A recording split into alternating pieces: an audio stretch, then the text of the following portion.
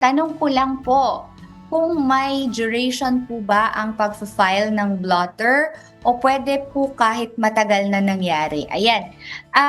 Actually wala Mhm. namang duration kung gusto mong i-report. Kaya lang ang mangyayari niyan yung probative value lang nung blotter report kasi Mhm. gagamit ng blotter sa korte bilang ebidensya kapag ka ikaw nag-file ng kaso later on. Bawa, gusto mong gusto mo siyang kasuhan ng bawa harassment o grave abuse o kaya hindi grave abuse, ano ba, serious physical injuries na lang, o ayan mas Yes, malinaw. oo. Injuries, nangyari yung krimen mga last year pa, tapos hindi ka nakapagpa-blotter, naisipan mo siyang idemanda a year after pa, tas kaya naisipan mong magpa-blotter later on. So, sa korte, Mhm. magiging questionable yung blotter, magiging, Mhm. kumbaga yung value ng ebidensya bababa siya kasi magkakaroon ngayon Mhm. ng reasonable doubt yung defense para i-point out yun sa court na afterthought yung Bakit late pagpapablatter mo. lang? Oo, afterthought, oo.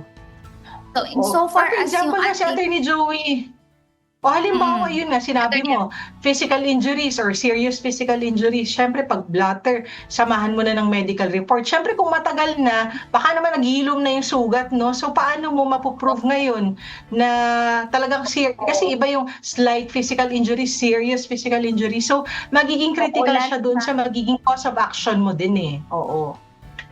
lalo't lahat ng Mm. sugat, Attorney M, naghihilom naman. So, di ba? Aray ko. Hindi na, Oo, tama, tama.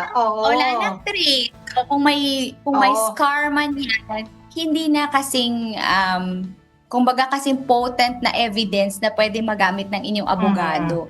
Yun lang, pero hindi naman Totoo. pinagbabawal yung 'Di pagbabladder naman ng bawal, late. kaya lang at the same time, Attorney Joey, kasi siyempre 'pag mas bago, mas fresh yung nangyari, kapagka blinatter mo, mas maaalala mo kung ano yung nangyari. Kasi puwede ring i-challenge na baka mali na yung pagkaalala mo kasi nagpa-blatter ka 1 year after na, 'no? So siyempre yung Oo. pagkaalala mo doon sa turnout of events may not be exactly the same or malapit doon sa aktuwal na nangyari dahil, because of the passage of time, which is kasi human nature yan, Attorney Joey, 'di ba? So as much as possible Mm. tayo, Attorney Joey, we would advise na magpa-blotter na ng mas maaga. Pwede namang gamitin mo yun, pwedeng kasuhan mo, or pwede rin namang hindi. Pero at least, Oo. naipa-blotter, Attorney Joey. Oo.